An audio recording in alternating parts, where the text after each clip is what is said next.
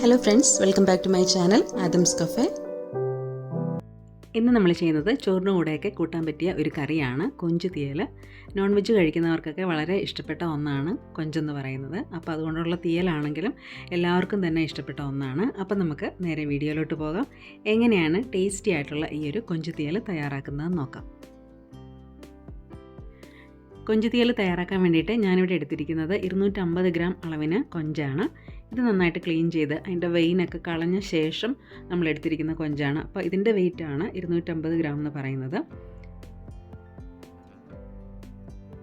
ഇനി നമുക്ക് ഇതിനകത്തേക്ക് കുറച്ച് ഉപ്പ് ചേർത്ത് കൊടുക്കാം. കൂടെ തന്നെ 1/2 ടീസ്പൂൺ മഞ്ഞൾപ്പൊടി, 1/2 ടീസ്പൂൺ മുളക് പൊടി.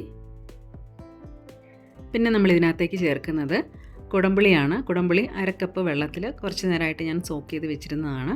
അതുകൂടി ഇതിനകത്തേക്ക് നമുക്ക് ചേർത്ത് കൊടുക്കാം. സാധാരണ തീയലുണ്ടാക്കുന്ന സമയത്ത് നമ്മൾ വാളൻപുളിയാണ് യൂസ് ചെയ്യുന്നത്. അപ്പോൾ ചെമ്മീൻ തീയലായതുകൊണ്ടാണ് ഞാനിവിടെ കുടംപുളി ഉപയോഗിച്ചിരിക്കുന്നത്. അപ്പോൾ ഇതിന് പകരം വാളൻപുളി ആണെങ്കിൽ നമുക്ക് നമ്മുടെ കയ്യിലുള്ളതെങ്കിൽ നമുക്കത് ഉപയോഗിക്കാം. അതാകുമ്പോൾ ഈ ഒരു സമയത്ത് വാളൻപുളി ചേർക്കണമെന്നില്ല. പിന്നീട് എല്ലാം മിക്സ് ചെയ്യുന്ന സമയത്ത് വാളൻപുളി വെള്ളമായിട്ട് ചേർത്ത് കൊടുത്താൽ മതി. ഞാനിവിടെ ഫ്ലെയിം ഓണാക്കിയിട്ടുണ്ട്. നമുക്കറിയാം ചെമ്മീൻ എന്ന് പറയുന്നത് വളരെ പെട്ടെന്ന് തന്നെ വെന്ത് കിട്ടുന്ന ഒന്നാണ്. ഇനി നമുക്ക് ഈ ഒരു ചെമ്മീൻ വേവിച്ചെടുക്കാം. നമ്മളിവിടെ ചെമ്മീൻ മൂടി വെച്ച് കുക്ക് ചെയ്യാൻ തുടങ്ങിയിട്ട് ഒരു 5-6 മിനിറ്റൊക്കെ ആയിട്ടുണ്ട്. ചെമ്മീൻ പാകത്തിന് വേവായിട്ടുണ്ട്. അപ്പോൾ ഞാൻ മീഡിയം ഫ്ലെയിമിലാണ് ഇത് കുക്ക് ചെയ്യുന്നത്. ഇതിനകത്ത് ആവശ്യത്തിനുള്ള വെള്ളമുണ്ട്. ഇനി നമുക്ക് ഫ്ലെയിം ഓഫ് ചെയ്യാം. ഇനി നമുക്ക് തീയലിനോട്ട് ആവശ്യമായിട്ടുള്ള തേങ്ങയൊന്ന് വറുത്തെടുക്കണം. അപ്പോൾ അതിന് വേണ്ടിയിട്ട് സ്റ്റവിലൊരു പാൻ വെച്ചിട്ടുണ്ട്. അത് ചൂടായി വരുമ്പോഴത്തേക്കും നമുക്ക് അതിനകത്തേക്ക് തേങ്ങ ചേർത്ത് കൊടുക്കണം. അപ്പോൾ തേങ്ങ പാനിൽ ചേർക്കുന്നതിന് മുമ്പായിട്ട് മിക്സിയുടെ ജാറിലിട്ട് ഒന്ന് ക്രഷ് ചെയ്തെടുക്കുന്നുണ്ട്. അപ്പോൾ ഇത് നല്ല ചെറിയ തരികളായിട്ട് നമുക്ക് കിട്ടും. വറുക്കുന്ന സമയത്ത് പെട്ടെന്ന് തന്നെ നമുക്കത് വറുത്ത് കിട്ടും. അതിന് വേണ്ടിയിട്ടാണ് നമ്മളിങ്ങനെ ചെയ്യുന്നത്. മിക്സിയിൽ ഒന്ന് അടിച്ചെടുത്ത തേങ്ങ ഈ ഒരു പാനിനകത്തേക്ക് ചേർത്ത് കൊടുക്കാം. കൂടെ തന്നെ ഒരു 5 ചെറിയ ഉള്ളി ചെറുതായിട്ട് അരിഞ്ഞതും 5-6 കറിവേപ്പിലയും കൂടി ചേർത്ത് കൊടുക്കാം. ഞാനിവിടെ 1.5 കപ്പ് അളവിനാണ് തേങ്ങ എടുത്തിരുന്നത്. അതാണ് മിക്സിയുടെ ജാറിലിട്ടൊന്ന് ക്രഷ് ചെയ്തെടുത്തത്. ഇനി നമുക്കിത് തീയലിനൊക്കെ വറുത്തെടുക്കുന്ന പോലെ നല്ല ബ്രൗൺ നിറമാകുന്ന വരെ ഒന്ന് വറുത്തെടുക്കാം. നമുക്കറിയാവുന്ന കാര്യമാണ്, തീയലിനൊക്കെ നമ്മൾ തേങ്ങ വറുക്കുന്ന സമയത്ത് നമ്മൾ അതിൻ്റെ അടുത്ത് തന്നെ നിന്നാണ് ചെയ്തെടുക്കുന്നത്. അല്ലെങ്കിൽ ഇത് പെട്ടെന്ന് തന്നെ കരിഞ്ഞു പോകും. പ്രത്യേകിച്ച് നമ്മളിത് മിക്സിയിലൊന്ന് അടിച്ചെടുത്തിരിക്കുന്നത് കൊണ്ട് തന്നെ പെട്ടെന്ന് ഇത് ആയി കിട്ടും. അപ്പോൾ ഇപ്പോൾ ഞാൻ ലോ ഫ്ലെയിമിനും മീഡിയം ഫ്ലെയിമിനും ഇടയ്ക്കാണ് ഫ്ലെയിം വെച്ചിരിക്കുന്നത്. ഇതല്പം ബ്രൗൺ നിറായി തുടങ്ങുമ്പോഴത്തേക്കും ഫ്ലെയിം കുറച്ച് കൊടുക്കാം. അതുപോലെ തന്നെ നമ്മൾ തേങ്ങ ഒന്ന് ക്രഷ് ചെയ്തെടുക്കുന്ന സമയത്ത് മിക്സിയുടെ ചെറിയ ജാറാണ് ഉപയോഗിക്കുന്നതെങ്കിൽ ഒരു 2 തവണയായിട്ട് വേണം ഇത് ചെയ്തെടുക്കാനായിട്ട്. അല്ലെങ്കിൽ എല്ലാം കൂടി ഒരുമിച്ച് ചെറിയ തരികളായിട്ട് കിട്ടാനായിട്ട് ബുദ്ധിമുട്ടായിരിക്കും. തീയലിനകത്തേക്കുള്ള തേങ്ങയൊക്കെ പാകത്തിനുള്ള വറവായിട്ടുണ്ട്. ഇനി നമുക്കിതിനകത്തേക്ക് മസാലപ്പൊടികൾ ചേർത്ത് കൊടുക്കാം.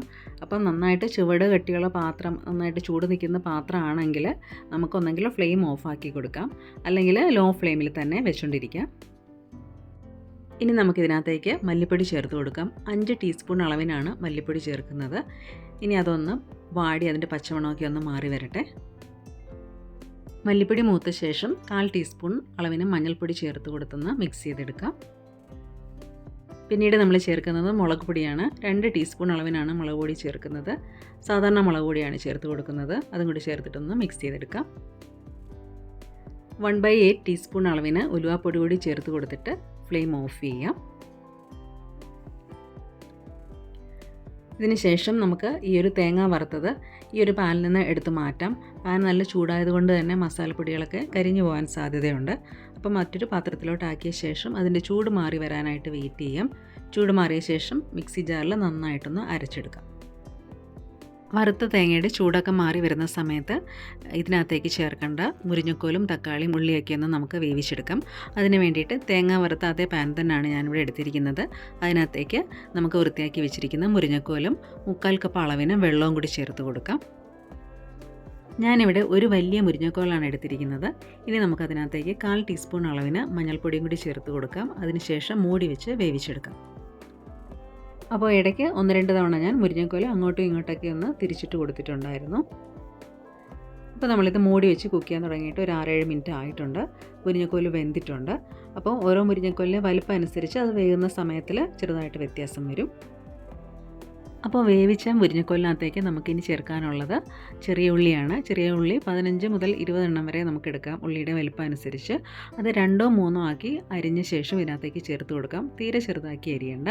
കൂടെ തന്നെ നമ്മളിതിനകത്തേക്ക് ചേർക്കുന്നത് തക്കാളിയാണ്. ഒരു തക്കാളി അല്പം വലിയ കഷ്ണങ്ങളാക്കി മുറിച്ചിട്ടാണ് ഇതിനകത്തേക്ക് ചേർക്കുന്നത്. ഇതിനകത്തേക്ക് ഞാൻ 2 പച്ചമുളക് നീളത്തിൽ 2ആയിട്ട് കട്ട് ചെയ്ത് ചേർക്കുന്നുണ്ട്. അപ്പോൾ എരിവിനനുസരിച്ച് പച്ചമുളക് 2 മുതൽ 4ഓ 5 എണ്ണം വരെയൊക്കെ ഉപയോഗിക്കാം. കൂടെ തന്നെ അല്പം ഉപ്പ് കൂടി ചേർത്ത് കൊടുക്കുകയാണ്.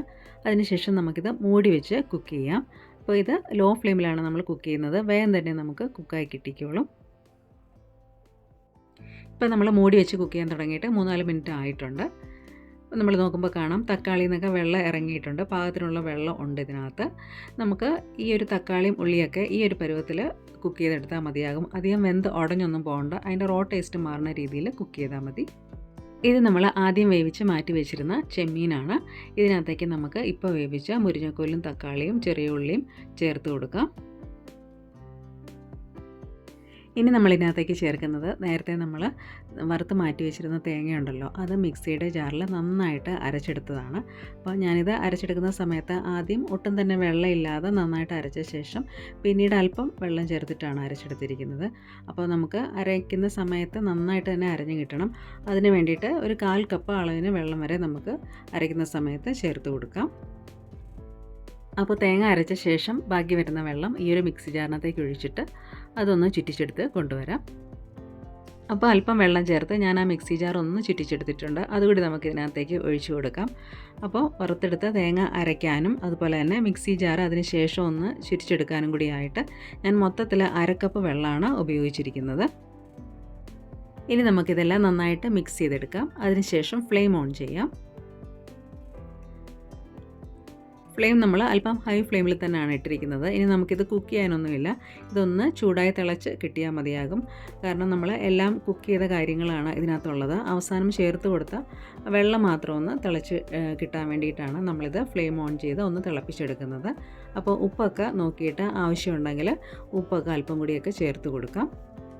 നമ്മൾ നേരത്തെ പറഞ്ഞ പോലെ വാളൻപുളിയാണ് ഉപയോഗിക്കുന്നതെങ്കിൽ ഒരു നെല്ലിക്ക വലുപ്പത്തിലുള്ള വാളൻപുളി 1/4 കപ്പ് വെള്ളത്തിൽ സോക്ക് ചെയ്ത് വെച്ച ശേഷം ഈ ഒരു സമയത്ത് ആ പുളി പിഴിഞ്ഞ വെള്ളം ചേർത്ത് കൊടുക്കാം. ഈ ഒരു കൊഞ്ച് തീയൽ തയ്യാറാക്കാൻ വേണ്ടിയിട്ട് നമ്മൾ ഉപയോഗിച്ചിരിക്കുന്നത് 1.25 കപ്പ് അളവിന് വെള്ളമാണ്. അത് ചെമ്മീൻ വേവിക്കാനും പച്ചക്കറി വേവിക്കാനും അതുപോലെ തന്നെ തേങ്ങ മിക്സിയിൽ അരച്ചെടുക്കാനും എല്ലാത്തിനും കൂടിയായിട്ടാണ് നമ്മൾ ആ ഒരു വെള്ളം എടുത്തിരിക്കുന്നത്.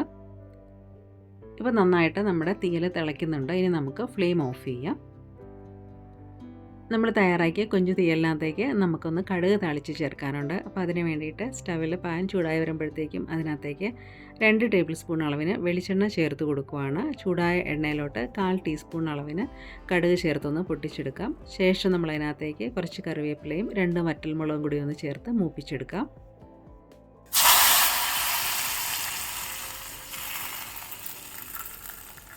കടുക് താളിച്ചൊഴിച്ച ശേഷം കുറച്ച് സമയം നമുക്ക് ഈ തീയൽ മൂടി വയ്ക്കാം. അതിനുശേഷം നന്നായിട്ട് മിക്സ് ചെയ്തിട്ട് സെർവ് ചെയ്യാം. കടുക് താളിച്ചത് കറിയിൽ മിക്സ് ചെയ്ത ശേഷം ഞാനൊരല്പം ശർക്കര പൊടി കൂടി ഇതിനകത്തേക്ക് ചേർക്കുന്നുണ്ട്, 1 ടീസ്പൂൺ അളവിന്. അപ്പോൾ ഇത് ഓപ്ഷണലാണ്. കറിക്ക് ചെറിയൊരു മധുരം വേണമെന്നുണ്ടെങ്കിൽ ഇത് ചേർത്ത് കൊടുക്കാം. അങ്ങനെ നല്ല ടേസ്റ്റി ആയിട്ടുള്ള കൊഞ്ച് തീയൽ ഇവിടെ റെഡി ആയിട്ടുണ്ട്.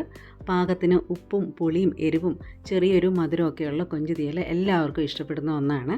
അപ്പോൾ വളരെ ഈസി ആൻഡ് ടേസ്റ്റി ആയിട്ടുള്ള ഈ ഒരു കൊഞ്ച് തീയൽ എല്ലാവരും ചെയ്തിട്ട് ഫീഡ്ബാക്ക് അറിയിക്കണേ. താങ്ക്